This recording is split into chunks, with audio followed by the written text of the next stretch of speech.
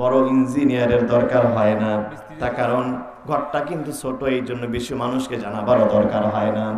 কিন্তু যখন আপনি রংপুর শহরের সাত মাথায়, পায়রা চত্বরে, মেডিকেল মোড়ে, দর্শনা অথবা মডার্ন মোড়ে যখন আপনি 10 তলা কোনো বিল্ডিং নির্মাণ করবেন, 6 মাস আগে থেকে প্ল্যান পরিকল্পনা করেন কি করেন না? তখন আর গ্রামের কোনো রাজমিস্ত্রি নয়, কোনো কাঠ মিস্ত্রি নয়, রংপুর শহরের সব থেকে ভালো নামকরা ইঞ্জিনিয়ারের কাছে আপনারা যান কি যান না?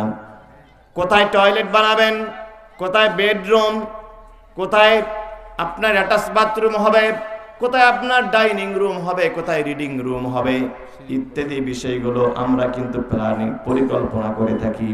ঠিক একইভাবে রমজানুল মুবারকটা হচ্ছে সমস্ত মাসের মধ্যে একটা শ্রেষ্ঠ মাস, বলেন সুবহানাল্লাহ। সুতরাং এই মাসটার জন্য আপনাকে যেমন তেমন প্রস্তুতি নিলে হবে না, সব থেকে বড় বড় আলেমদের সাথে পরামর্শ করতে হবে, হুজুরদের কাছে যেতে হবে, কোরআন হাদিস পড়তে হবে, রমজানের গুরুত্ব জানতে হবে। এখানে অনেক ব্যক্তি আছেন, অনেক মুরব্বী আছেন, যিনি জীবনে 30টা 40টা 50টা রমজান পেয়েছেন, এরকম ব্যক্তি কি এখানে নাই? আমার অনেক মা বোন পদ্মার আড়ালে বসে শুনতেছেন, অনেক মা আছেন এখানে 30 বছর থেকে রোজা রাখেন, 40 বছর থেকে রোজা রাখেন, একটা রোজাও নষ্ট করেন নাই। কিন্তু আমি যদি আপনাকে প্রশ্ন করি, 30 বছর থেকে আপনি রোজা রাখতেছেন, আপনার জীবনের পরিবর্তনটা কোথায়? আগে মিথ্যা কথা বলতেন, এখনো বলেন, আগে গীবত করতেন, এখনো করেন, আগে আপনি সুদ খেতেন, এখনো সুদটা ছাড়তে পারেন নাই, আগেও নামাজ কাজা করতেন, এখনো নামাজ কাজা করেন, আগেও খারাপ সম্পর্ক করতেন, এখনো খারাপ সম্পর্ক আছে, আগেও দাড়িটা কাটতেন, এখনো দাড়িটা কাটেন। তাহলে 30 বছর থেকে যে আপনি রোজা রাখলেন, এই রোজার পরিবর্তনটা আপনার জীবনে কোথায় হইল? কথা বলেন ঠিক কিনা? রসুলের রমজানটা দেখেন তো, রসুলের মোট জীবনটা 63 বছর। 40 বছর বয়সে নবী হইলেন, 13 বছর থাকলেন মক্কায়, এরপরে 53 বছর বয়সে তিনি গেলেন মদিনায়। মদিনায় যাওয়ার পর 10 বছর তিনি সেখানে থাকলেন। মদিনায় যাওয়ারও 2 বছর পরে রোজা ফরজ হলো। রসুল রমজান পেয়েছেন মাত্র 8টা। কয়টা রমজান পেয়েছেন? 8টা, মানে 8টা রমজানে 8 বছর 8 মাস, অর্থাৎ তিনি 8 বার রমজান পেয়েছেন। অনেক সাহাবী মাত্র জীবনে 1 বার রমজান পেয়েছেন। 1 বার রমজান পাওয়ার কারণে রমজানের প্র্যাকটিস, রমজানের অনুশীলন, রমজানের ত্যাগ, রমজানের শিক্ষা নিয়ে এমন জীবন তারা গড়ে তুলেছেন, তারা জান্নাতি হয়ে গিয়েছেন। এই জন্য ভাই বেশি লাগে না, যদি একটা রমজান 50 বছর, তো এত সময় লাগার কথা না একটা মানুষ পরিবর্তন হওয়ার জন্য। আচ্ছা বলেন তো, এখানে যে লোকগুলো আমরা আছি, আমরা কেউ মানুষ হত্যা করার মতো কোনো অপরাধ আমরা কেউ এখানে করেছি? এত বড় অপরাধী আমরা নাই এখানে। আমরা এমন কোনো অপরাধী নাই যা আমরা দুর্নীতির সাথে জড়িত, এরকম অপরাধী মানুষ খুব কম আছে। তাহলে দেখা যাবে আমরা দৈনন্দিন জীবনে গুনাহ করি, হয়তো আমরা মিথ্যা কথা বলি, হয়তো আমরা গীবত করি, হয়তো বা পরনিন্দা করি, হয়তো বা নামাজ কাজা করি। হিসাব করে দেখবেন খাতা কলম নিয়ে আমরা যে গুনাহের কাজগুলো করি, 10 থেকে 15টার বেশি কিন্তু গুনাহ আমরা দৈনন্দিন জীবনে করি না। আমার কথা মানে আপনারা বুঝতে পারতেছেন না? কথা কি বুঝতেছেন ভাই? তাহলে যদি যিনি 50 বছর থেকে রোজা রাখতেছেন, তিনি যদি এক এক রমজানে একটা করে গুনার কাজ বাদ দিতেন, তাহলে 50 বছর পরে এসে তার জীবনে গুনাহ বলতে কিছু থাকতো? কথা বোঝেন নাই মনে হয়। যদি এক একটা রমজানে, আমি এই রমজানে মিথ্যা কথা বাদ দিয়েছি, তারপরে রমজানে আমি নামাজ কাজা বাদ দিয়েছি, তারপরে রমজানে বিড়ি খাওয়া বাদ দিয়েছি, 30টা রমজান যদি মানুষ 30টা রমজানে শুধু 30টা গুনাহ বাদ দিত, এক একটা মানুষ নিষ্পাপ জান্নাতি মানুষে পরিণত হতো। রমজান আসে যায়, হুজুরের বয়ান শুরু হয় শেষ হয়, সবে কদর আসে যায়, সবে বরাত আসে আর যায়, এরপরে ঈদ আসে আর যায়, কোরবানি আসে আর যায়, আমাদের জীবনের কোনো পরিবর্তন। আচ্ছা দেন দেন দেন। সংগ্রামী মুসলিম তাওহীদি জনতা, আমাদের মাঝে আসন গ্রহণ করবেন আজকের ঐতিহাসিক তাফসীরুল কোরআন মাহফিলের প্রধান অতিথি, হাজারো যুবকের আইডল, জননন্দিত নেতা জনাব বজলুর রশিদ মুকুল ভাই। আমাদের মাঝে আসন গ্রহণ করবেন তামুলপুর ইউনিয়নের নবনির্বাচিত বাংলাদেশ জাতীয়তাবাদী দলের সভাপতি, সাবেক ইউপি সদস্য জনাব আহমদ আলী ভাই। সম্মানিত উপস্থিতি, আমাদের দ্বিতীয় বক্তা ইনশাআল্লাহ বক্তব্য দিচ্ছেন। চমৎকার লাগছে না? এখনো যে সমস্ত তাওহীদি মুসলিম জনতা আপনারা দূর থেকে শুনছেন, আপনাদেরকে মঞ্চে এসে শোনার জন্য বিনীত অনুরোধ করছি। আমার ভাইরা এদিকে আমার দিকে দেখেন, আমি বলছিলাম এক একটা রমজানে যদি আমরা এক একটা গুনাহ বাদ দিতাম, অন্তত 30 বছরে 30টা গুনাহ জীবন থেকে বিদায় হওয়ার পর আমাদের জীবনে গুনাহ করার মতো কোনো গুনাহ থাকতো না। এটা আবার মনে করেন না হুজুর তাহলে 1 বছর পর পর একটা গুনাহ বাদ দিব। আমি কি এটা বুঝাইলাম? আমি বললাম যিনি 30 বছর রোজা রাখতেছেন তিনি 30 বছরে এক একটা রমজানে এক একটা গুনাহ বাদ দিলে ওই লোকটা দুনিয়াতে একটা জান্নাতি মানুষ হয়ে যেত। আমার ভাইরা, আমি ব্যক্তিগত কথা বলি, এই রমজানের আগের রমজান আমি নিজেই একটা বদ অভ্যাস ছিল, যদি এটা বদ অভ্যাস নয়, চা খাইতাম বেশি। খতমে তারাবি যারা পড়ে, যারা হাফেজ সাহেব মানুষ, তাদের চা বেশি খেতে হয়, গলা শুকিয়ে আসে। তো নিয়ত করেছিলাম দেখে একটু ট্রাই করে দেখি, পুরো রমজানে একটা চাও খাই নেই। আলহামদুলিল্লাহ পেরেছি। বিশ্বাস করেন ভাই, আমি নেক মামুদের চ্যালেঞ্জ করে বলতে পারি আমার যে সমস্ত যুবক ভাইরা ধূমপান করার মতো বদ অভ্যাস আছে, আপনি কি প্ল্যান করতে পারেন না যে হুজুর আমি ওয়াদা করছি, আমি নিয়ত করছি, স্ট্রং ডিটারমাইন্ডেড হচ্ছি, আমার জীবনে যে বদ অভ্যাসগুলো আছে আমি চেষ্টা করব অন্তত এই রমজানে অন্তত 10টা বড় বড় পাপ আমার জীবন থেকে মুছে ফেল দেব। এরকম কি নিয়ত করা যাবে ইনশাআল্লাহ? আসুন না সেই নিয়তগুলো আমরা করি আমার ভাইরা। তাহলে রমজানুল মুবারকের তৃতীয় কাজ হচ্ছে পূর্ব পরিকল্পনা করা। কি করা? পূর্ব পরিকল্পনা করা। এজন্য আমরা হিসাব করে খাতা কলম নিয়ে বসবো, যেই গুনাহের কাজগুলো আমরা করে থাকি আমরা বাদ দেওয়ার চেষ্টা করব। এরপরে আসেন 4 নাম্বার, রমজানের ফাজাইল এবং মাসাইল গুলো জানা। খেয়াল রাখবেন, যেই ইবাদত যত বড় ফরজ তার মাসআলা জানাটাও ঠিক তত বড়ই ফরজ। কথা বোঝেন নাই ভাইরা? বলেন তো নামাজটা কি সুন্নত নাকি ওয়াজিব নাকি ফরজ? তাহলে নামাজের মাসআলা মাসাইল জানাটাও ফরজ। হজ আদায় করা ফরজ, হজ্জের বিধিবিধান জানাটাও ফরজ। রমজানের তারাবি, সিয়ার, ইফতার, রমজানটা যেরকম 1 মাস রোজা রাখা ফরজ, রমজান কি কারণে রোজা ভেঙে যায়, কোন কারণে রোজা মাকরুহ হয়ে যায়, কোন কারণে রোজা ফাসেদ হয়ে যায়, এই জিনিসগুলো জানা সুন্নত নাকি ফরজ? খুব খেয়াল করেন, আমরা যারা হজ করে এসেছি এখানে অনেক হাজি সাহেব আছেন যারা হজ করেছেন। হজ কিন্তু বছরে মোট 5 দিন হজ করতে হয়। হজ বছরে মোট 5 দিন। জিলহজ মাসের 9 তারিখ থেকে শুরু করে 9, 10, 11, 12 এবং 13 তারিখ মাত্র 5টা দিন ফরজ আদায় করতে হবে। মাত্র বছরে 5 দিন হজ ফরজ। এই জন্য দেখবেন একজন হাজি সাহেব যারা হজ করতে যায় অন্তত 1 বছর আগে থেকে প্রস্তুতি নেয় কি নেয় না? কথা বলেন না কেন? অন্তত 1 বছর আগে থেকে হাজি সাহেব প্রস্তুতি নেয়, তাকে প্রশিক্ষণ দেওয়া হয়, হজ গাইড দেওয়া হয়, হজ্জের মুআল্লিম প্রশিক্ষণ দেয়। ইবাদত মাত্র কয়দিন? মাত্র 5 দিন আপনি হজ করবেন, 5টা আপনার 3টা ফরজ আদায় করতে হবে। মাত্র 5 দিন ইবাদত করার জন্য 1 বছর আগে থেকে প্রস্তুতি নেন, আপনি গাইড পড়েন, প্রশিক্ষণ নেন। এবার আপনি বলেন তো নামাজ কি বছরে 5 দিন ফরজ নাকি দিনে 5 বার ফরজ? হজ বছরে মাত্র 5 দিন। এমন হাদিস সাহেব আছেন সারা জীবনে মাত্র একবার হজ করেছেন, তার জন্য কত প্রস্তুতি।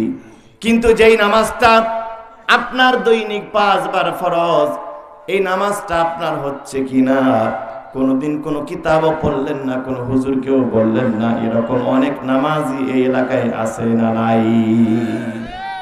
হজ মাত্র বছরে 5 দিন ফরজ, আগে থেকেই কত প্রস্তুতি। এহরামের কাপড় কিনে রাখছেন, আপনি মেয়ের হক বুঝিয়ে দিয়েছেন, ছেলের হক বুঝিয়ে দিয়েছেন, আত্মীয়র কাছে দোয়া নিয়েছেন, গরু জবাই করে গ্রামবাসীকে খাওয়াইয়েছেন মাত্র 5 দিন। কিন্তু যেই নামাজটা আপনাকে দৈনিক 5 বার আদায় করতে হয়, 1 রাকাত নামাজে 13টা ফরজ, পুরা হজ্জে মাত্র 3টা ফরজ, আর 1 রাকাত নামাজে 13টা ফরজ। যে ইবাদতটা দৈনিক 5 বার ফরজ, এই ইবাদতের ব্যাপারে যদি জিজ্ঞাসা করি নামাজের ফরজ কয়টা, বাইরে ভিতরে কত ফরজ, অনেকে কয়েকটা লিটার নিয়ে ফেল করবেন। এক লোকে জিজ্ঞাসা করছে যে ভাই ওযুর ফরজ কয়টা, তো বলছে 8-10টা হবে। তো বলতে বলতে 19টা বলে ফেলছে। তো বলছে ভাই বললেন 8-10টা, বললেন 19টা, তখন হুজুর আরো জানি, আপনাদের ভয় বলি না। বিশ্বাস করেন মুসলমান, অনেক মুসলমান এখানে আছেন, নামাজি মুসলমান আছেন, কি কি কারণে গোসলটা ফরজ হয় এটা অনেকে জানে না। আমার এক মসজিদে কোনো এক তাবলিগ জামাত এসেছিল, আমির সাহেব বয়ান করতেছেন, উনি এটা মুযাকারা করতেছিলেন, তার সাথে এক জামাতে এক মুরব্বী এসেছিলেন, প্রায় 70 বছর বয়স হবে। ওই মুরব্বী নাকি কোনো একদিন তাহাজ্জুদের জায়নামাজে গিয়ে অজর নয়নে তাহাজ্জুদের জায়নামাজে কাঁদতেছিলেন। আমির সাহেব জিজ্ঞাসা করেন মুরব্বী কাঁদেন কেন? মুরব্বী বলছে তাবলিগ জামাতে আসার আগেই আমি জানতাম না কি কি কারণে গোসল ফরজ হয়ে যায়, অথচ আমি 50 বছর থেকে নামাজ পড়ি। একটু চিন্তা করেন তো ভাই, যদি গোসলের ফরজ 3টা আপনি না জানেন, আচ্ছা বলেন তো গোসল আগে নাকি অজু আগে? গোসল আগে, তারপর অজু, তারপরে নাকি নামাজ? কথা বলেন ঠিক কি না? আচ্ছা বলেন তো বিবাহ আগে নাকি সন্তান আগে? সবাই কথা বলেন, বিবাহ আগে নাকি সন্তান আগে? যদি কোনো বিবাহ হওয়ার আগে সন্তান হয়, এটা বৈধ নাকি অবৈধ? ঠিক একই ভাবে যদি কারো গোসল না হয়ে অজু করে, তার অজুটা অবৈধ, অজু না হয়ে নামাজ পড়লে তার নামাজটাও অবৈধ নামাজ। বিশ্বাস করেন যারা আমরা নামাজ পড়ছি, শতকরা 95 জন মুসলমানের নামাজটা অবৈধ নামাজ, হচ্ছে না, আল্লাহর কাছে যাচ্ছে না। এজন্য যে ইবাদতটা যত বড় ফরজ, ওই ইবাদতের মাসআলা মাসাইল ঠিক সেরকম গুরুত্ব দিয়ে জানাটাও ফরজ। আমার ভাইরা, এরপরে 5 নম্বরে বিগত রমজানের কাজা আদায় করা। বিশেষ করে আমার মহিলা মা বোন যারা আছেন, মহিলা মা বোনদের রমজান মাসে তারা অসুস্থ থাকেন, 5 দিন 7 দিন 10 দিন অসুস্থ থাকেন, যে রমজানের কাজাটা হয়ে যায়, এই কাজা তাদেরকে পরে রমজান আসার আগেই আদায় করতে হবে। অথবা যদি কোনো পুরুষ মানুষ রমজান নষ্ট হয়ে থাকে, পরে রমজান আসার আগেই কাজা করতে হবে। আমার মহিলা মা বোনদের আবার মারাত্মক রকমের অভ্যাস আছে। অনেক মা বোন আবার সারাদিন ঘোমটা পরে ঘুরঘুর করে ঘুরে বেড়ায়, মহিলা বক্তার বয়ান শুনে, কিন্তু স্বামীর প্রতি তার বড় অনীহা, স্বামীর প্রতি তার বড় আনুগত্য নাই। এরকম মহিলা আছে নাই? আর আমার মহিলা মা বোনকে বলতে চাই, বিশ্বাস করেন মহিলা মা বোনেরা, মহিলা মা বোনদের সব থেকে বড় পীর হচ্ছে তার স্বামী। বলেন তো মহিলাদের সব থেকে বড় পীর কে? আমার মাকে বলতে চাই, আপনার স্বামী কালো হোক, আপনার স্বামী মূর্খ হোক, আপনার স্বামী যাই হোক না কেন, আমি ইসলামী বিশ্ববিদ্যালয়ে পড়াশোনা করেছি। আমাদের বিশ্ববিদ্যালয়ের সম্ভবত অ্যাকাউন্টিং ডিপার্টমেন্টের একজন ম্যাডাম ছিলেন, যিনি ডিপার্টমেন্টের লেকচারার, তার স্বামী প্রাইমারি স্কুলের শিক্ষক। কিচ্ছু করার নেই, ওই স্বামীকে ভাত রান্না করে তারপরে তিনি বিশ্ববিদ্যালয়ে আসেন। হুকুমটা কার? কথা বলেন। সারা জীবন মহিলা বয়ান শুনলেন, সারা জীবন তাহাজ্জুদ পড়লেন, মারা গেছেন। স্বামী যদি বলে আমার স্ত্রীর উপর আমি অসন্তুষ্ট ছিলাম, আল্লাহর কসম আপনাকে জাহান্নামে যেতে হবে। আপনার জান্নাত কোন মহিলা বক্তার বয়ানের মধ্যে না, তাফসীর মাহফিলে নেই। আপনার জান্নাত তাফসীর মাহফিলে নাই। আপনার জান্নাত খুঁজতে হবে আপনার স্বামীর আনুগত্যের মধ্যেই। কথা বলেন ঠিক কিনা?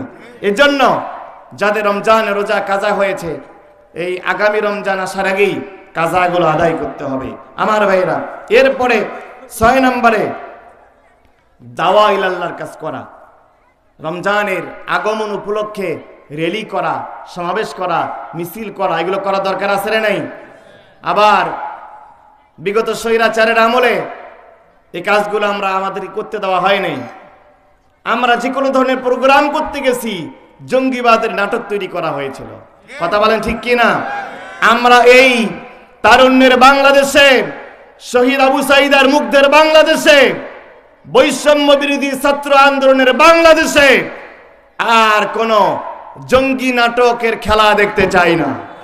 কথা বলেন ঠিক কিনা? এজন্য রমজানের আগমন উপলক্ষে র্যালি হবে, মিছিল হবে, মিটিং হবে, প্রত্যেকটা গ্রামগঞ্জে, বাড়িতে, পাড়া মহল্লায় মানুষদেরকে রমজানের আগমনী বার্তা আমরা পৌঁছে দেব, বলেন ইনশাআল্লাহ। সম্প্রতি আপনারা জেনে অত্যন্ত কষ্ট পাবেন, রাখাল রাহা তথাকথিত একজন বুদ্ধিজীবী, তথাকথিত একজন লেখক, এনসিটিভির বোর্ডের অন্যতম একজন সদস্য, আমাদের যেই বই পুস্তকগুলো আমাদের সোনামণিরা পড়ে বড় হচ্ছে, যে সমস্ত বইগুলো ক্লাস 6 থেকে 10-এ পড়ানো হচ্ছে, এই সমস্ত বই যারা প্রণেতা তাদের মধ্যে অন্যতম একজন রাখাল রাহা, সাজ্জাদুর রহমান রাখাল রাহা। সে আমার প্রাণপ্রিয় রাসূল আর আল্লাহ তাআলাকে কটূক্তি করেছে। নাউজুবিল্লাহ বলবেন না? আমরা ইন্টারিম গভর্নমেন্টের কাছে বলতে চাই, কোন খুঁটির জোরে, কোন গোপন ইশারায় রাখাল রাহাকে এখনো বাংলাদেশে বহাল তবিয়তে রাখা হয়েছে? কোরআনের বক্তব্য হলো, আল্লাহ তাআলা বলছেন, যদি কেউ ঈমানদার অবস্থায়, ইসলাম ধর্ম থাকা অবস্থায় যদি কেউ আল্লাহ এবং তার রাসূলকে গালি দেয়, তার স্পষ্ট শাস্তি হচ্ছে তাকে মৃত্যুদণ্ড কার্যকর করতে হবে। কথা বলেন ঠিক কিনা? এটা তাওহীদে মুসলমানের বাংলাদেশ, এটা 3.5 লক্ষ মসজিদের বাংলাদেশ, এটা শাহজালাল আর শাহ মখদুমের বাংলাদেশ, এটা অসংখ্য হাফিজিয়া মাদ্রাসার কোরআনের পাখিদের কোরআনের রক্তে ভেজা বাংলাদেশ। এই কোরআনের বাংলাদেশে রাখাল রাহার মতো কোন মোরতাদকে আমরা দেখতে চাই না। আমরা ডক্টর মোহাম্মদ ইউনূসকে বলতে চাই, অনতি বিলম্বে এই বাংলাদেশকে যদি আপনি স্থিতিশীল করতে চান, অনতি বিলম্বে রাখাল রাহাকে জনসম্মুখে ফাঁসির ব্যবস্থা করতে হবে। যদি আপনি করতে ব্যর্থ হন, যদি কোনো গোপন ইশারায়, কারো মদদে যদি আপনি রাখাল রাহার বিরুদ্ধে অ্যাকশনে না যান, এদেশের 16 কোটি মুসলমান এত বড় আন্দোলন গড়ে তুলবে, এত বড় জনবিস্ফোরণ হবে, বঙ্গোপসাগরের পানি দিয়ে সেই আন্দোলনকে নিভাতে পারবেন না। তার কারণ আমরা তো সেই রাসূলকে মহব্বত করি। এই রাসূলকে বাঁচাতে গিয়া বদরের যুদ্ধে একজন সাহাবী, তার বাবা আসছে রাসূলকে মারার জন্য। সাহাবী বলছেন, বাবা আপনি সরে যান। বাবা আবার চলে আসছে রাসূলকে মারার জন্য। সাহাবী বলছেন, আমি কথা ভুলে যাব যে আপনি আমার বাবা, যদি আপনি আবার আমার রাসূলকে আক্রমণ করতে আসেন। সাহাবীর বাবা আবার আক্রমণ করতে এসেছে। সাহাবী বলেন,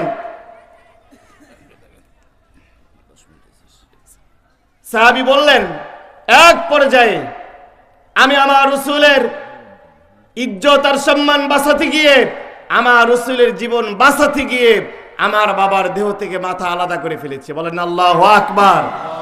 আমরা সেই ধর্মের বিশ্বাস করি, আমরা সেই ধর্মকে লালন করি, আমরা সেই রাসূলুল্লাহর আদর্শকে লালন করি, যে রাসূলকে বাঁচাতে গিয়া সাহাবায়ে কেরাম নিজের বাবাকে হত্যা করেছেন।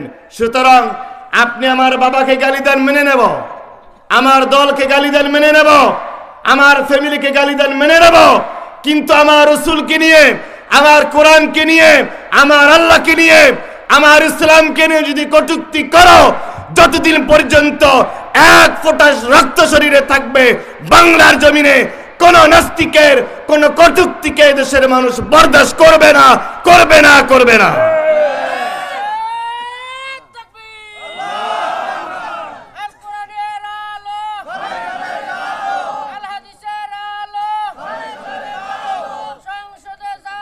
আমার ভাইরা, আমার সময় শেষ, আমি শেষ করে দিচ্ছি, যেহেতু প্রধান মেহমান আসবেন। বিরক্ত হচ্ছেন নাকি আপনারা? রমজান মোবারকের 6 নম্বর কাজ হচ্ছে দাওয়াতি কাজ করা। দাওয়াতি কাজটা আগে মেয়ের কাছ থেকে শুরু করেন, ছেলের কাছ থেকে শুরু করেন। দেখবেন এই রমজানে অনেক মা সেহরি রান্না করতে ওঠেন, আস্তে আস্তে কাজ করেন, দরজা নাড়ায় না, আপনার থালা বাসনের বেশি শব্দ করে না। তার কারণ মেয়েটা যদি টের পায়, মেয়ের পরীক্ষা, মেয়েকে রোজা রাখতে দিলে মেয়ের চেহারা নষ্ট হবে, ছেলের চেহারা নষ্ট হবে, ছেলের রেজাল্ট খারাপ হবে, এমন ভয়ে মা আর বাবা সন্তানকে রোজা রাখতে দেয় না। এরকম কুলাঙ্গার মা আর বাবা সমাজের মধ্যে আছে না নাই? আমার ওই সমস্ত মা আর বাবাকে বলতে চাই, বিশ্বাস করেন, যদি আপনার সন্তানকে রোজা থেকে, তারাবি থেকে, পরীক্ষার দোহাই দিয়ে, স্বাস্থ্য নষ্টের দোহাই দিয়ে যদি রমজান থেকে বিরত রাখেন, কিয়ামতের দিন আপনাকে জালিমের কাতারে দাঁড়াতে হবে। কথা বলেন ঠিক কিনা আমার ভাইরা? এরপরে 7 নম্বরে রমজানুল মুবারকের যে কাজ, সেটা হচ্ছে তওবা করতে হবে। তওবা করতে হবে কার কাছে? আল্লাহর কাছে। তওবা করে ফিরে আসতে হবে। এই তওবাটা হবে, তওবা অনেক গুরুত্বপূর্ণ একটা টার্মস। আমি সংক্ষেপে বলছি, এই তওবাটা আমরা অনেক সময় সালাম ফিরানোর উপর আস্তাগফিরুল্লাহ পাঠ করি। পীরের দরবারে পীর সাহেবের পাগড়ি ধরে তওবা করে এসে উনি একবারে জান্নাতের 7 তলায় গিয়ে বসে থাকেন। আচ্ছা, তওবা করা নিয়ম কি এটাই? তওবা কিভাবে করবেন একটু খেয়াল করেন। তওবা আমাদের সময়ে যে তওবার বিধান আমরা পেয়েছি, এইটা অন্য নবীর সময় ছিল না। আমার ভাইয়েরা, আদম আলাইহিস সালাম থেকে ঈসা আলাইহিস সালাম পর্যন্ত যখন কোনো মানুষ গুনাহের কাজ করত, কোনো অন্যায় কাজ করত, পরের দিন সকাল বেলায় ওই লোকটার ঘরের দরজার মধ্যে লেখা উঠত, ফুলান ইবনে ফুলান, অমুকের ছেলে অমুক, অমুকের মেয়ে অমুক, কদ জানা ফিল লাইল, গত রাত্রিতে অমুক একটা মেয়ের সাথে জিনা করেছে। কদ সারাকা ফিল লাইল, গত রাত্রিতে এই লোকটা চুরি করেছে। কদ কতালা নাফসান ফিল লাইল, গত রাত্রিতে এই লোকটা মানুষকে হত্যা করেছে। রাত্রি বেলায় কোন আল্লাহর বান্দা যদি গুনাহ করত, তার ঘরের দরজা এটা আল্লাহ রাব্বুল আলামিন গায়েবী ভাবে লিখে দিতেন। আমার ভাইরা একটু বলেন তো, বর্তমান সময়ে যদি এই নিয়মটা থাকতো, আমরা এমন কোন মুসলমান আছি সকাল বেলায় সমাজের মধ্যে মুখ দেখাতে পারতাম নাকি কেউ? কথা বলেন না কেন? আমাদের ঘরের দরজায় স্পষ্ট করে লেখা হতো, গত রাত্রিতে ইমাম সাহেব মিথ্যা কথা বলেছে, গত রাত্রিতে বক্তা সাহেব মানুষের গীবত করেছে, গত রাত্রিতে অমুক নেতা মানুষের গম চুরি করেছে, গত রাত্রিতে অমুক মেম্বার মানুষের বিধবা ভাতার টাকা নিয়েছে। এরকম মেম্বার তো মনে হয় এলাকার মধ্যে নাই। কিন্তু আল্লাহ রাব্বুল আলামিন আমাদের নবীর উম্মতের জন্য, শুধুমাত্র বিশ্ব নবীর সম্মানের কারণে আমাদের গুনাহের কথাগুলো দরজার মধ্যে লিখে রাখেন না, আমাদের পিঠের মধ্যে লিখে রাখেন না। আল্লাহ রাব্বুল আলামিন বলেন, ইয়া আইয়ুহাল্লাযীনা আমানু তুবু ইলাল্লাহ তাওবাতান নাসুহা। আল্লাহু আকবার। আল্লাহ তাআলা বলছেন, হে ঈমানদারেরা, তুবু ইলাল্লাহ, আল্লাহর কাছে তওবা করো, তাওবাতান নাসুহা, তাওবায়ে নাসুহা করো। তাওবায়ে নাসুহা কাকে বলে? অনেকে ভুল ব্যাখ্যা করেন। বনি ইসরাইলের একজন মহিলা ছিল যার নাম নাসুহা বেগম। এই মহিলা একটা তওবা করেছিল, ওই মহিলার নামে আল্লাহ কোরআনে উল্লেখ করেছেন। সুবহানাল্লাহ বলবেন নাকি? অনেকে সুবহানাল্লাহ বলছে না, এটা ভুল রেওয়ায়েত, এই রেওয়ায়েতটা সঠিক নয়। সঠিক কোনটা? সঠিক হলো আন-নাসুহাতু আত-তাওবাতুল্লাতী তানসাহুত তাইবিন আয়াত তানসাহুল আবিদিন। তাওবা নাসুহা কাকে বলে? মুফাসসির কিরাম ব্যাখ্যা করেছেন তাওবা নাসুহা সেটাই বলে, আল্লাহর কোন বান্দা সাপোজ বিড়ি খাওয়া বাদ দিয়েছে, এই লোকটা আবার যখন বিড়ি খেতে যায়, তার বিবেক যখন তাকে বলে আল্লাহর বান্দা তুমি না গতকাল হুজুরের কাছে তওবা করেছো আর বিড়ি খাবা না, এই বিবেক যখন তাকে বাধা দেয়, এই বাধা দেওয়ার নামটাই হলো তাওবা নাসুহা। বুঝতে পেরেছেন? তাওবা নাসুহা আল্লাহ করতে বলেছেন। তাওবা নাসুহা কিভাবে করবেন? আল্লাহ রাসূলের একজন সাহাবী এই তাওবা নাসুহা তিনি করেছিলেন, যার নাম হলো ওয়াহশী রাদিয়াল্লাহু তাআলা আনহু। ওয়াহশী এমন একজন ব্যক্তির নাম, রাসূলের আপন চাচা, রাসূলের আপন চাচা কলিজার টুকরা আমির হামজা রাদিয়াল্লাহু তাআলা আনহু।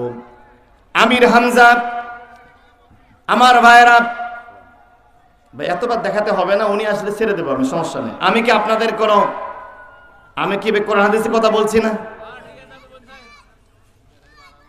আসুক একটু, বারবার দেখালে মনোযোগটা নষ্ট হয়ে যায়।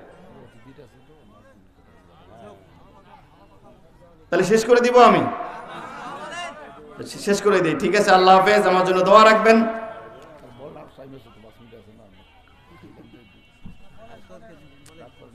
না না রাগ না তো ভাই, এটা তো আমাকে এক করতে হবে। আপনি বলছেন 10 মিনিটের কথা, 10 মিনিট আছে, আমি 10 মিনিটে শেষ করে দিব। আমাকে উঠেইছেন তো আপনারা 9:30টার পরে, তো অন্তত 1 ঘন্টা সময় না দিলে তো আমার সাথে আপনার হয়ে যাবে, এহসান হবে না।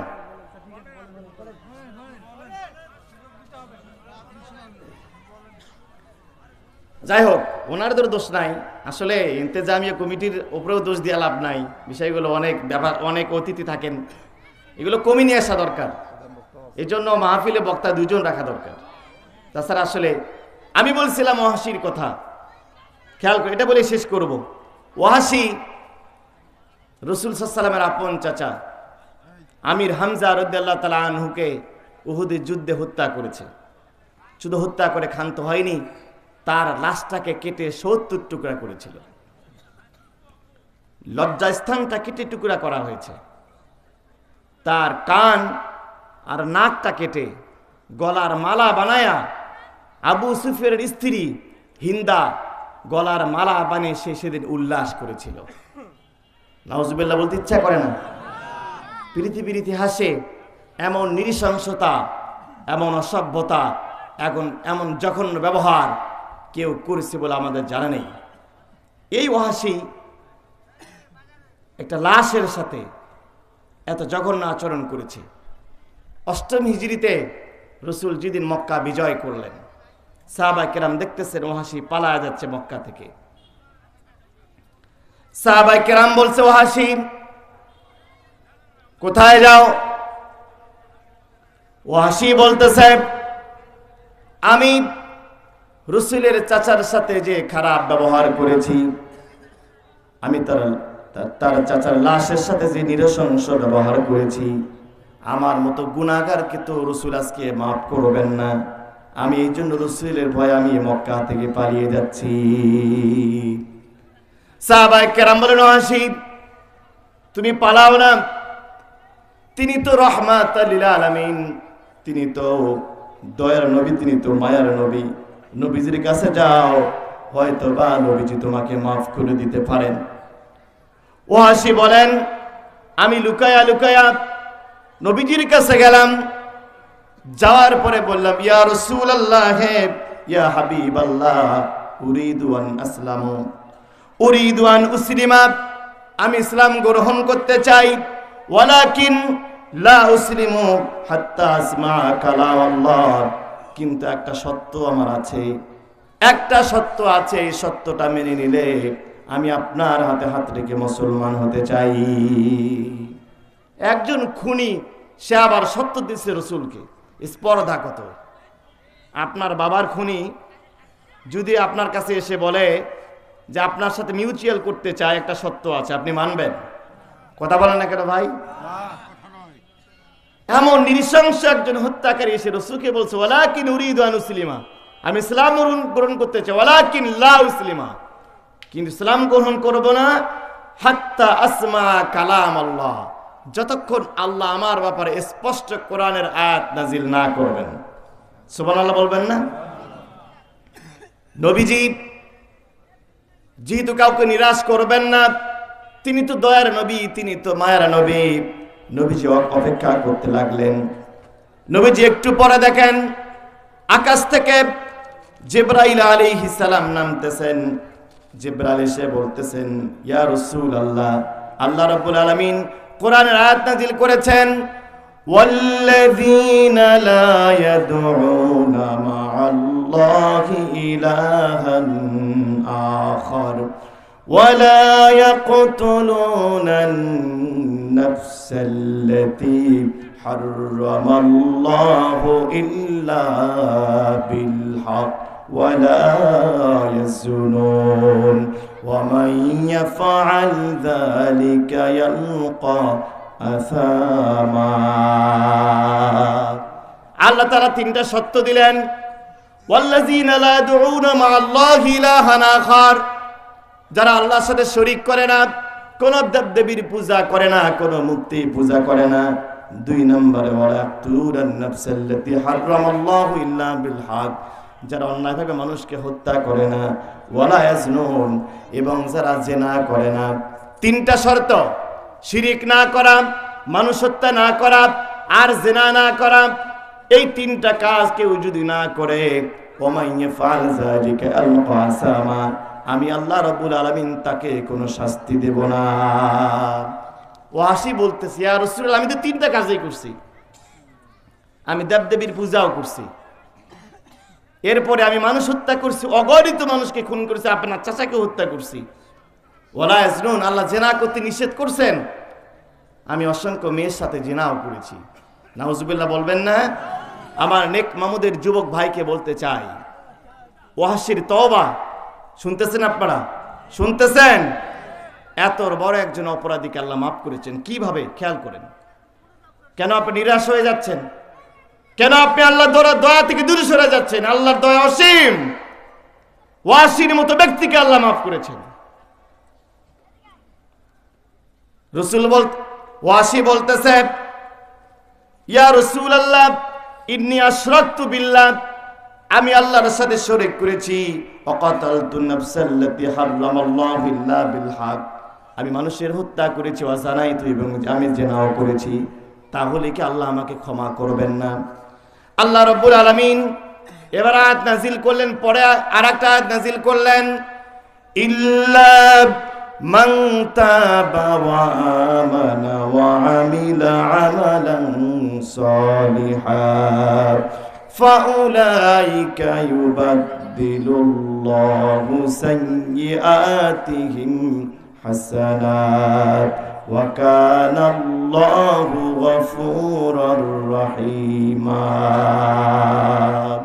আল্লাহ বললেন ইল্লা মান তাবা, তবে যদি কেউ তওবা করে, ওয়া আমানা, ঈমান আনে, ওয়া আমিলা আমালান সালিহা, ঈমান আনার পরে যদি ভালো কাজ করে, আল্লাহ রাব্বুল আলামিন ইউবাদদিলুল্লাহু সাইয়্যাতিহিম হাসানাত, তাহলে তার পূর্বের গুনাহগুলো আল্লাহ মাফ করে দিবেন। ওই গুনাহ পরিমাণ আমল আল্লাহ তার নেকি দ্বারা পরিবর্তন করে দিবেন। আল্লাহ সত্য দিলেন দুইটা, ঈমান আনতে হবে এবং ভালো কাজ করতে হবে।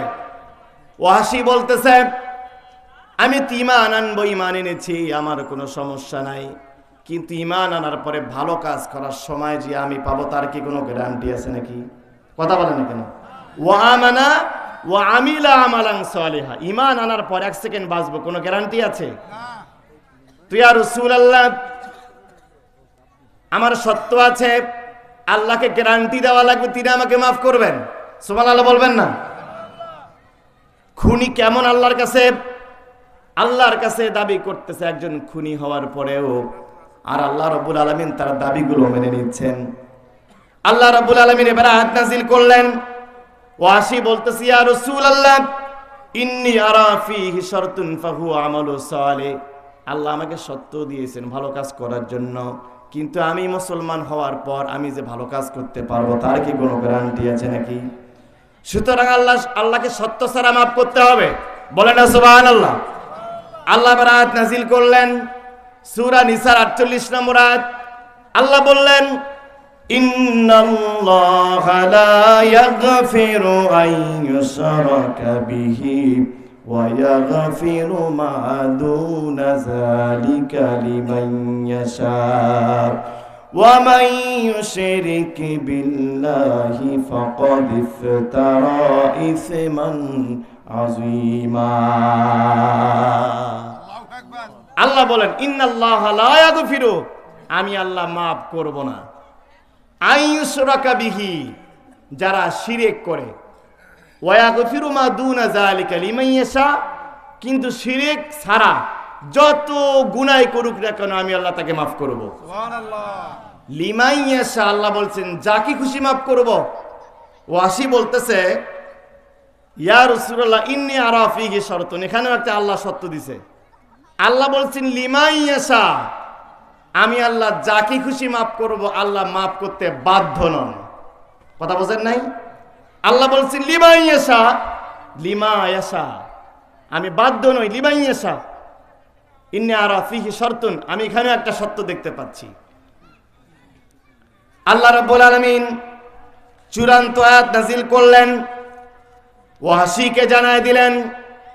আল্লাহ রাব্বুল আলামিন বলেন, হে আমার হাবিব ওয়াসিকে জানায় দেন। আল্লাহ রাব্বুল আলামিন বলেন, কুল ইয়া ইবাদিয়াল্লাযীনা আসরাফু আলা আনফুসিহিম লা তাকনাতু মির রাহমাতিল্লাহ ইন্নাল্লাহা ইয়াগফিরুয যুনুবা জামিআ ইন্নাহু হুয়াল গফুরুর রহিম। আল্লাহ বলেন, কুল ইয়া ইবাদিয়াল্লাযীনা আসরাফু, আমার হাবিব, আমার হতাশাগ্রস্ত ওয়াসির মতো যারা পেরেশান হয়ে গেছে, পাপ করার পরে পেরেশান হয়ে গেছে, তাদেরকে বলে দেন লা তাকনাতু মির রাহমাতিল্লাহ, আমার বান্দা নিরাশ হয়ো না আমার দয়া থেকে, আমার মায়া থেকে নিরাশ হয়ো না। ইন্নাল্লাহা ইয়াগফিরুয যুনুবা জামিআ, আল্লাহ সমস্ত গুনাহ মাফ করে দিবেন। তাহলে তওবা করলে, ওয়াসির মতো ব্যক্তিকে আল্লাহ মাফ করলে আমাদেরকে মাফ করতে পারেন কি পারেন না? তওবা করা সত্য হলো, খেয়াল করেন, ১ নাম্বার নারায়ে তাকবীর, প্রধান বক্তার আগমন। আজকের মাহফিলের পক্ষ থেকে, নেক মাহমুদের পক্ষ থেকে মুফতি শাহ আব্দুল আলিম জামালির আগমন। পীরগাছাবাসীর পক্ষ থেকে নারায়ে তাকবীর। ভাইরা আমার, শেষ করে দিচ্ছি। তওবা করার জন্য ৬টা সত্য, খুব খেয়াল করে শোনেন। ১ নাম্বার হচ্ছে আল ইকরার, গুনাহটা যে করেছেন স্বীকার করতে হবে কার কাছে? ২ নাম্বার আল ইখলাউ আনিল মাসিয়া, যে গুনাহটা করেছেন এই গুনার কাছ থেকে ফিরে আসতে হবে। যা করেছেন stop here, close here, at a glance, ওই মুহূর্তে গুনাহটা একদম ওই জায়গায় বন্ধ, আর করা যাবে না। ৩ নাম্বার আন নাদামা, গুনাহ করার পর লজ্জিত হতে হবে, আল্লাহর কাছে লজ্জিত হওয়া, সেজদায় পড়ে কান্নাকাটি করা। আল্লাহ, গুনাহ করেছি বুঝতে পারি নাই, জেনা করেছি বুঝতে পারি নাই, গীবত করেছি বুঝতে পারি না, লজ্জিত হয়ে যাওয়া। আমরা বড় অবাক হয়ে যাই।